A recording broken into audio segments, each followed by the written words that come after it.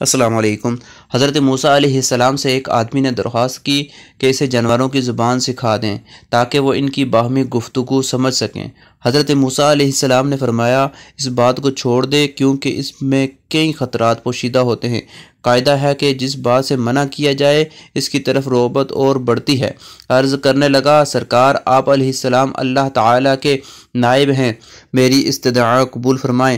حضرت موسیٰ علیہ السلام نے فرمایا یہ نہ ہو کہ کل تو پچھتائے کیونکہ تو نہیں جانتا کہ تیرے لیے کون سی چیز بہتر ہے اور کون سی چیز بہتر نہیں۔ بارگاہ الہی سے حکم ہوا کہ اے موسیٰ علیہ السلام اس کی تمنا پوری کر دے۔ اس شخص نے کہا اچھا سارے جانوروں کی زبان نہیں، صرف میرے گھریلو پالتو جانوروں کی اور مرغ کی زبان سکھا دیں۔ حضرت موسیٰ علیہ السلام نے فرمایا جا آج سے ان دونوں جانوروں کی بولی پر تجھ کو قدرت حاصل ہے۔ وہ شخص اٹھ کر خوشی اپنے گھر چلا گیا۔ صبح ہوئی تو خادمہ نے دسترخوان جھاڑا، اس میں سے رات کا بچا ہوا روٹی کا ٹکڑا زمین پر گرا۔ مرغ وہ ٹکڑا اٹھا کر لے گیا۔ کتے نے کہا دوست تو دانہ دنکا کر کھاتا ہے، اپنا پیٹ بھر لے گا، اگر روٹی کا ٹکڑا مجھے دے دے تو میرا گزارا چل جائے گا۔ مرغ نے کہا میاں صبر کرو، اللہ تمہیں بھی دے گا، کل ہمارے مالک کا گھوڑا مر جائے گا، تم پیٹ بھر کر کھاؤ۔ وہ شخص ان دونوں کی گفتگو سن رہا تھا، وہ فوراً اٹھا، اس نے گھوڑا کھولا اور جا کر منڈی بیچ آیا اور نقصان سے اپنے آپ کو بچا لیا۔ دوسرے دن بھی روٹی کا ٹکڑا مرغ لے اڑا۔ کتے نے غصے میں آ کر مرغ سے کہا اے فریبی، یہ دروغ گوئی کب تک چلے گی؟ تو جھوٹا ہے، ارے اندھے نجومی، تو سچائی سے محروم ہے۔ مرغ نے جواب دیا اور گھوڑا دوسری جگہ مر گیا۔ مالک نے نقصان سے بچنے کے لیے گھوڑا بیچ ڈالا تھا، فکر نہ کر، کل اس کا اونٹ مر جائے گا اور تو خوب پیٹ بھر کر کھائے گا۔ مالک اٹھا اور اونٹ بھی بیچ آیا۔ اس طرح اس نے اس کے مرنے کے کم اور نقصان سے اپنی جان بچا لی۔ تیسری بار پھر ایسا واقعہ پیش آیا تو کتے نے مرغ سے کہا ارے کمبخت، تو جھوٹوں کا بادشاہ ہے، آخر کب تک تو مجھے فریب دیتا جائے گا؟ مرغ نے کہا بھائی اس میں میرا کوئی قصور نہیں، مالک نے اونٹ بیچ ڈالا اور اپنے آپ کو نقصان سے بچا لیا۔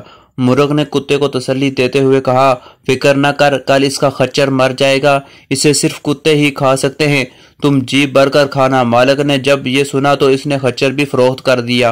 مالک اپنی ہوشیاری پر بے حد خوش تھا کہ وہ یکے بعد دیگرے تینوں حادثوں سے بچ گیا اور کہنے لگا جب سے میں نے مرغے اور کتے کی زبان سیکھی ہے قضاء و قدر کا رخ پھیر دیا ہے۔ چوتھے دن کتے نے مرغ سے کہا اے مرغ وہ تیری پیشن گوئیاں کیا ہوئی؟ یہ تیری مکاری اور جھوٹ کب تک چلے گا؟ مرغ نے کہا توبہ توبہ، یہ غیر ممکن ہے کہ میں یا میرا کوئی ہم جنس جھوٹ بولے، ہماری قوم اور موذن کی طرح راست گو ہیں، اگر ہم غلطی سے بے وقت اذان دے بیٹھیں تو مارے جائیں۔ مالک نے اپنا مال تو بچا لیا لیکن اس نے اپنا خون کرایا۔ ایک نقصان سو نقصان کو دفع کرتا ہے، جسم اور مال کا نقصان جان کا صدقہ بن جاتا ہے۔ بادشاہوں کی عدالت سے سزا ملے تو مال کا جرمانہ ادا کی جاتی ہے، لیکن قضاء الہی کی بید سے بے خبر ہوتے ہوئے بھی جو کوئی اپنی مال بچاتا ہے وہ نادان ہے۔ اگر وہی مال اس پر سے صدقہ ہو جاتا تو شاید اس سے بلا ٹل جاتی۔ یقیناً مالک خود مر جائے گا، اس کے ورثاء اس کے وفات پر گائیں ذبح کریں گے، اس پر تمہارے وارے نیارے ہیں۔ گھوڑے، اونٹ اور خچر کی موت اس نادان کی جان کا صدقہ تھا۔ وہ مال کے نقصان سے تو بچ گیا لیکن اپنی جان گنوا بیٹھا۔ مالک مرغ کی باتیں غور سے سن رہا تھا، اس نے اپنی موت کی پیشن گوئی سنی تو مارے خوف کے تھر تھر کانپنے لگا۔ موت کی پیشن گوئی سنی تو مارے خوف کے تھر تھر کانپنے لگا۔ گرتا پڑتا حضرت موسیٰ علیہ السلام کی بارگاہ میں حاضر ہوا اور روتے ہوئے عرض کی کہ اے خدا کے پیغمبر علیہ السلام میری دستگیری فرمائیں۔ حضرت موسیٰ علیہ السلام نے سن کر فرمایا کہ میں تمہیں نہ کہتا تھا اس ہوس کو چھوڑ دے، اس میں کئی خطرات پوشیدہ ہیں، مگر تو نہ مانا۔ اے عزیزم اب تیر کمان سے نکل چکا ہے، اس کا لوٹ کر آنا فطرت کے خلاف ہے، اب میں تیرے لیے سلامتی ایمان کی دعا کر سکتا ہوں۔ یہ سن کر اس نوجوان کی طبیعت دفعتاً بگڑ گئی اور وہ کہہ کرنے لگا اور اس کی موت کی علامت تھی۔ اس کو گھر سے لے جایا گیا، گھر پہنچتے ہی وہ مر گیا۔ اسی طرح کے اسلامی واقعات کے لیے ہمارے اس چینل کو لائک اور سبسکرائب کریں تاکہ ہر آنے والی ویڈیو آپ تک سب سے پہلے پہنچے۔ شکریہ۔